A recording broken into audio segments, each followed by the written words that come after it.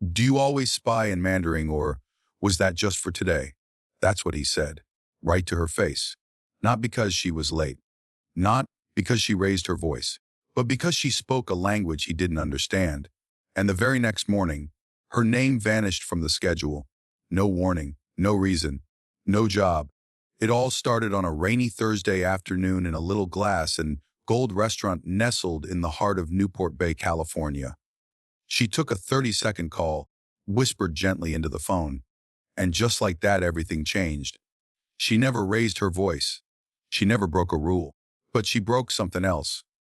Something fragile, something powerful. Perception. And for one man at table 7, that was unforgivable. Thank you for being here. Sometimes the smallest moments carry the greatest meaning. Today's story is one of those, quiet, powerful, and worth remembering. If it touches your heart, feel free to share your thoughts in the comments.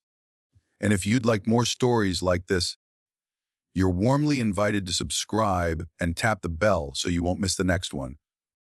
Now, let's take a closer look at what really happened. Her name was Celeste Morgan, 27 years old. Sharp eyes, steady hands, and the kind of quiet grace that made you forget how much she saw. 5 days a week, you'd find her behind the espresso station at Hart & Finch, an upscale fusion bistro tucked between a vegan shoe store and a boutique diamond shop on Westport Avenue, Newport Bay. The kind of place where a dinner could tip over $200 before the wine arrived, and where the customers didn't ask for price esque, because if you had to ask, you didn't belong there. Celeste wore her black button-up like armor, always spotless. No makeup, except maybe some chapstick, hair in a low puff, name tag straight, eyes forward. She was good at what she did. Too good, in fact, for most people to notice. They regular, didn't know her, but liked her. She was what you hope for in a fine dining server, efficient, calm, almost invisible. They called her the wall, behind the scenes, not because she was cold, but because nothing shook her. Not the guy who spilled Merlot on his date and blamed her. Not the hostess who snapped gum like punctuation. Not even the customer who once weighed $100 in her face because she forgot to say sparkling instead of bubbly. But it wasn't any of those things that ended her time there. It was something smaller, something far more human. Celeste's phone didn't ring often, certainly not during the 2G30 lull between lunch and dinner prep, when the floor turned quiet and the jazz softened to a whisper, but that it buzzed, one soft vibration, Papar Kalinji. She blinked at the screen, then blinked again. Her grandmother never called at that hour. They spoke Sundays, birthdays, holidays, not Thursday afternoons. She tucked herself behind the espresso machine, just out of sight, between the wine rack and the back wall, still close enough to step in if someone needed a refill. She answered in Mandarin, soft and steady. "Eno ho, popog shen mi shiklienge." "Hi, Grandmag, what's going on?" Her voice, though quiet, had warmth in it. Familiarity. The kind reserved for people who held your hand when you were 5 and sick with fever. Popo spoke quickly. Something about her prescriptions being mixed up at the pharmacy. A blood pressure pill swapped. Celeste reassured her, told her she'd call the doctor, told her to drink water, told her she'd handle it. Less than 30 seconds. No raised voices, no disruption. Just a granddaughter taking care of the woman who raised her. Then she hung up, slipped the phone back into her apron, and turned to clear a table where the butter dish sat crooked. What she didn't know, what she couldn't know, was that someone had been watching. From across the dining room, in the velvet-trimmed VIP alcove, a man in a charcoal suit sat with his whiskey untouched. Graham Wetmore II, tech mogul, investor, power donor to city campaigns. The kind of man who corrected your pronunciation of his wine without ever looking up from his phone. Celeste had served him before, 15 times, maybe more. He liked consistency. Liked when the same person brought him water with 2 cubes, not 3. Liked control. And something about that call, the sound of a language he didn't recognize. It rubbed him raw, like peeling paint he couldn't quite scrape off. But here's what matters: Celeste had no idea. She continued working her shift. Cleared napkins, polished silverware. She greeted Graham at his table like always. "Would you like another drink, Mr. Whitmore?" He didn't answer right away, just stared, measured her like she was something wild, then said, "Coolly, I didn't know you folks hired spies here." She blinked. "Excuse me. The phone call. You speak, what is that?" "Chinese." She hesitated, carefully. "Yes, I was speaking to my grandmother." He scoffed, waved her off like a gnat. "Next time, maybe stick to English. At least then, the rest of us can know you're not planning a takeover." She froze for just a breath, not out of fear, but of disappointment. The kind that runs deep like water through stone. I was behind the wall. It was a personal call. "I apologize if it disturbed you." No response. Just silence. He sipped his whiskey like it was medicine. She walked away, but something had already shifted in the room. The air went thinner, the light harsher. Malo noticed. Milo Reyes was the only person there who truly knew Celeste. Half Filipino, quietly brilliant. Busser by title, lifeline by habit. He'd worked at Hart and Finch for over a decade. He saw things, heard things. He'd seen how people looked at Celeste when she spoke Spanish to her Salvadoran friend on breaks. He'd seen how her quiet excellence made others nervous. "Ever feel like you're wearing two uniforms?" Mila once asked her. "The one they seed and the one you wear underneath." She nodded. Like being two people. One real, one expected. They never talked about it much, but the bond was real. And when Milo saw the way Graham watched Celeste that day, his stomach sank. Something wasn't right. Celeste shrugged it off, tried to move through the shift like normal, but chill didn't leave the room. Not when she collected her tips. Not when she clocked out. Not even when she sat in her car, staring at the cracked leather of the steering wheel like it might tell her what she'd done wrong. She called Popo again that night. They laughed about the soup she burned, talked at the weather in Taipei. But inside her, something was unsettled. And the next morning, when she checked the shift board, her name was gone. No explanation, just gone. The office door was open just a crack, enough to see the edge of Lindsay Barrett's hair, blonde and stiff like lacquered straw, and the folders she kept nervously tapping with her manicured nails. Celeste knocked softly. "Hey, I noticed I wasn't." "Come in for a sec," Lindsay interrupted. She didn't look up. That's when Celeste knew. This wasn't about scheduling. It was something else. Something heavier. She stepped inside, closed the door behind her, and waited. The Lindsay had never been cruel. Not exactly, but she had a way of making kindness feel administrative. A smile that stopped at her teeth. Compliments wrapped in policies. She used to be the hostess before she became floor manager. Promoted not because she understood people, but because she understood silence. Now she sat, hands folded, rehearsing a conversation she didn't want to have. "I wanted to talk face to face because I respect you." Red flag number one in the Southeast. People only say that when they're about to hurt you and hope you'll thank them for doing it gently. Celeste nodded once. "Okay." "There were concerns about your conduct during yesterday's shift." Celeste blinked. Conduct. A guest felt uncomfortable. It was the phone call. During service. I was off the floor, behind the wall. It was less than a minute. "It's not just the call," Lindsay said, flipping open the folder. Empty, Celeste noticed. "It's how it was perceived." Perception. That word again. There were concerns about professionalism, brand image, communication. Celeste felt her hands go cold. "Because I spoke another language." That was the moment. The one where Lindsay's eyes finally met hers. And in that silence, everything was laid bare. Guilt, hesitation, fear. Some guests don't like when things feel unfamiliar. "So I'm being fired," Celeste said, her voice quiet, because someone felt uncomfortable hearing Mandarin and Arette serve Sichuan duck and Thai curry. Lindsay winced. "It's not personal. You've been a great worker. But we have to maintain a certain standard." Celeste stood, but slowly, deliberately. "This came from Graham, didn't it?" Lindsay didn't answer. She didn't have to. "You could have defended me," Celeste said. I don't make the big decisions." "No," Celeste said. "You just carry them out." Lindsay offered a final paycheck and a letter printed in soft gray font, a failure to meet brand expectations.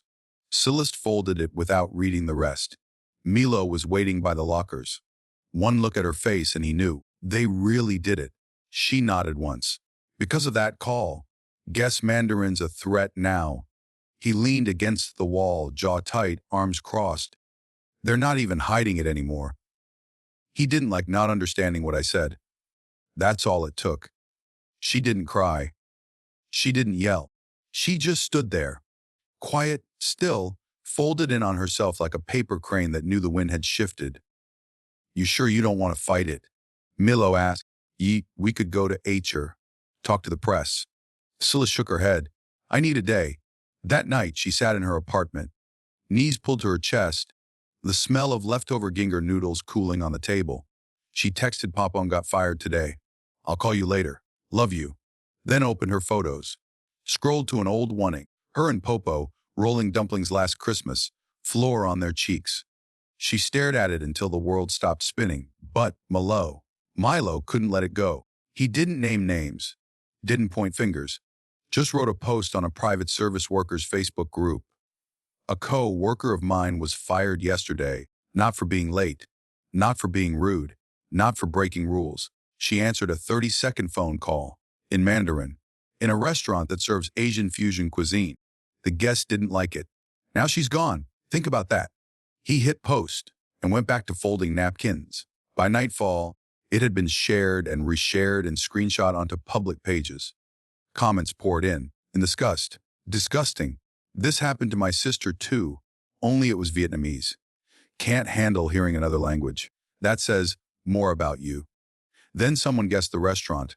Then someone confirmed it. Then someone found a video ham Whitmore giving a speech at a tech conference at Guy and posted it with the caption, "This the guy who gets women fired for talking to their grandma." Celeste's phone didn't stop buzzing. Strangers messaged her. Journalists emailed her. Podcast asked to interview her. She ignored them all. She wasn't trying to start a movement. She just wanted to breathe. The next morning, Popo called again. Are you okay? She asked in Mandarin. I'm okay, Celeste answered. Tired but okay. You always had a strong voice, Papa said, even when you were small. Celeste smiled. Took losing my job to remember it. The next day, she finally spoke. Not with anger. Not with fire. Just truth. She posted a note on Twitter. My name is Celeste Morgan. I was fired last week from a restaurant in Newport Bay after a customer complained that I spoke Mandarin to my grandmother on the phone. I wasn't rude. I wasn't unprofessional. I was just speaking to someone I love in a language that's part of me. That's all it took. If you've ever been made to feel small because of who you are, or how you speak, or where you come from, I see you. Within 12 hours, it had 40,000 likes. Asian American advocacy groups reposted it. So did Black media accounts. The overlap sparked something bigger than any of them imagining: language, identity, power, fear. Stories porting teachers told to speak English in the break room. Nurses mocked for their accents. Students punished for using their native tongues on campus. Celeste read every comment. Some made her cry, some made her angry. Most made her feel less alone. That's the power of truth. It doesn't explode. It ripples, and this ripple was turning into a wave. 3 days after her post went viral, Celeste received an email. Subject line: request for conversation, Hart and Finch response. It was from someone named James Roth, legal counsel. She opened it slowly, like peeling the seal on something rotten. Celeste, we are aware of the recent attention regarding your departure from Hart and Finch. We would like to discuss a resolution and ensure both sides are heard. Please let us know if you're open to a brief meeting. J. Roth, legal counsel. She didn't respond right away. She read it twice, then a third time, then closed her laptop and went for a walk. The beach wasn't far. 20 minutes if she moved slow. 15 if her thoughts kept pace. The waves were relentless that morning. Gray fast, foaming. Celeste watched them crash for a while, listened to the silence between. They didn't want justice. They wanted her quiet. But something had shifted inside her. She wasn't scared anymore, she replied the next morning. And 2 days later, found herself inside a sterile office suite off Hancock Drive, seated across from two people she used to know. One of them was James Roth. Gray soothed voice, smile like white noise. The other was Lindsay. same stiff hair. But the eyes, they didn't know where to land. Celeste didn't dress up, just jeans. A plain white tee, no earrings, no filter, only her voice, and she brought it with her. Roth began. Let me be clear. We'd like to offer a formal apology and a financial settlement. In exchange, of course, for closure on the issue. Celeste tilted her head. Closure for who? Roth cleared his throat. Emotions are high. Our client has received threats. The restaurant's reputation. I lost my income, she interrupted. My peace of mind. Over a phone call. We're not here to debate details, he said. Aren't we? She asked. Isn't that what this is? Her gaze shifted to Lindsay. She didn't flinch. Just looked away. You knew it was wrong, Celeste said softly. Silence. I followed every rule, she continued. Never late, never disrespectful, never made you clean up my mess. One man felt uncomfortable because he didn't understand my words, and I became a threat, not because of what I said, but because of how it sounded. Roth straightened. We're prepared to offer 3 months severance and a written statement of apology. Celeste let the silence hang. She didn't blink. Didn't rush. Just stared. Until Roth looked down, then she said it. I want the apology to be public. No NDA. I want you to admit I was let go because someone didn't like hearing me speak my own language. That's the only way this ends. Roth hesitated. Lindsay spoke first. Her voice cracked. We'll issue a statement. You didn't do anything wrong. I should have spoken up. I just didn't want to lose my job. Celeste nodded once. I did. That afternoon, Hard and Finch posted the following message on all platforms. We acknowledge that the termination of Celeste Morgan was handled in a manner that did not reflect our values of diversity, respect, and inclusion. Speaking another language, especially one tied to family and heritage, should never be grounds for dismissal. We sincerely apologize to Celeste and to the broader community.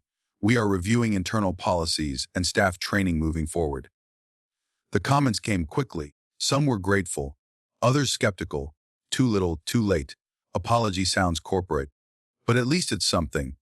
She deserved better. Celeste didn't argue, didn't campaign, didn't go on television. She didn't have to. She had already spoken, and her voice now lived beyond her. A week later, she met Milo at the beach. Same bench, same sound of waves. He handed her a cold bottle of sparkling water. You did it, he said. She shrugged. I didn't do it to win. No, he replied. You did it so they'd finally see. Celeste smiled, a tired smile. People always talk about finding your voice, she said. Like it's lost somewhere, but I didn't lose mine. I just got used to lowering it. They made you feel like it was too loud, Milo said. She nodded, but it never was. Celeste didn't return to restaurant work, not because she couldn't, but because she refused to shrink anymore. A month after the incident, she enrolled in a local culinary program. Nothing fancy, no commercial-grade kitchens, just stainless steel tablets, sharp knives, and a room full of people who actually listened.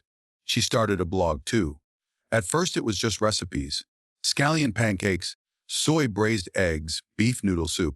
But then the writing deepened. She began sharing stories about being black and multilingual, about code switching and being seen as confusing, about the invisible labor of existing where people expect only one version of you. It resonated. A woman from Oakland messaged her, I stopped speaking Spanish at work years ago. Your story made me cry. Thank you. A kid from Fresno played Celeste's post in his classroom. This is what identity sounds like, he said. This is what it feels like to be erased. Strangers from across the globe sent notes, stories, apologies. Celeste didn't ask to be the center of anything. But sometimes life hands you a microphone. And this time she kept it. She still calls Papa every few days, still speaks in Mandarin, but now she does it on speaker, in the grocery store, on the sidewalk, anywhere she pleases. If someone's uncomfortable, that's their burden, not hers. Here's the thing, a silence doesn't protect you. It just gives other people permission to erase you quietly. Celeste Morgan didn't scream. She didn't burn bridges or flip tables. She didn't walk out holding a sign. All she did was speak, 30 seconds, in Mandarin, to her grandmother. And for some people, That was the loudest, most threatening thing she could have done. But she wasn't speaking to fight. She was speaking to exist, and that was enough. What happened to Celeste wasn't a headline, it wasn't a scandal. It wasn't even loud. It was the kind of story that almost disappears before it begins. A quiet termination, a cold apology, a handwritten check, the kind of story that happens to people every single day and rarely gets told. Except this time it did. Because Celeste decided not to whisper. She didn't shout either. She just didn't shrink. That's the part people miss. Not every fight looks like a fight. Sometimes resistance sounds like calling your grandmother in the only language that makes her feel safe. Sometimes courage looks like declining an NDA. Sometimes power is choosing to speak, not to justify, not to perform, but simply to be. And when you do that, other people hear it, even the ones who aren't listening. Celeste had never saw Graham Whitmore again, never needed to. His power was never about volume. It was about rooms. Rooms where people nodded when he frowned. Rooms where someone else's discomfort could become someone else's downfall. And those rooms, Celeste left them behind. She moved forward, cooked with intention, wrote with honesty, showed up as her whole self in every space she entered, even when it made people blink, even when it made them uncomfortable. Especially then, months passed, her blog grew, not viral but steady, real. People commented not just on the food, but on the feeling. They felt seen, not because she spoke for them, but because she spoke like herself, which made them believe they could too. Popo sent her recipes every week now, sometimes handwritten in Mandarin, Southeast, sometimes voice notes with stories in between. That dish was from your grandfather's village. That sauce always helped me through hard winters. That one is yours now. Celeste started translating them into English, but never edited the meaning, never softened the flavors.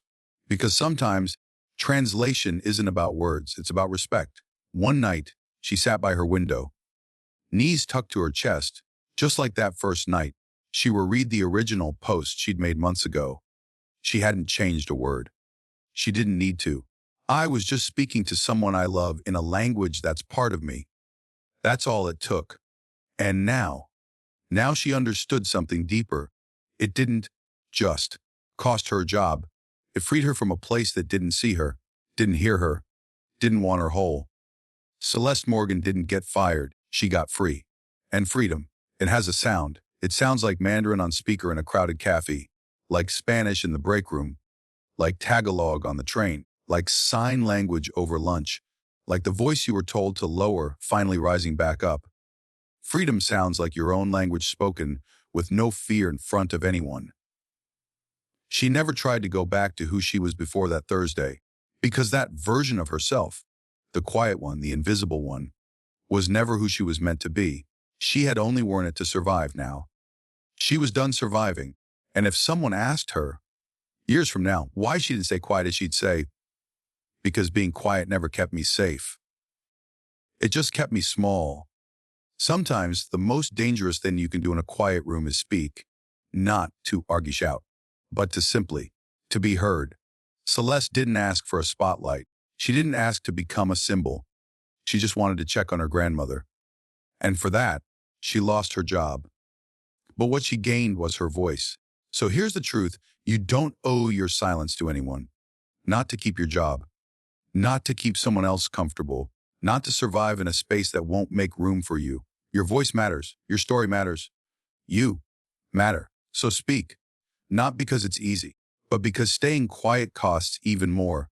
If this story found its way to your heart, if it reminded you of something you've lived through or someone you love, leave a comment below. Share your voice, because silence keeps apart, but stories bring us together. And if you want more stories like this, quiet, powerful, and worth remembering, subscribe, tap the bell, and come sit with us again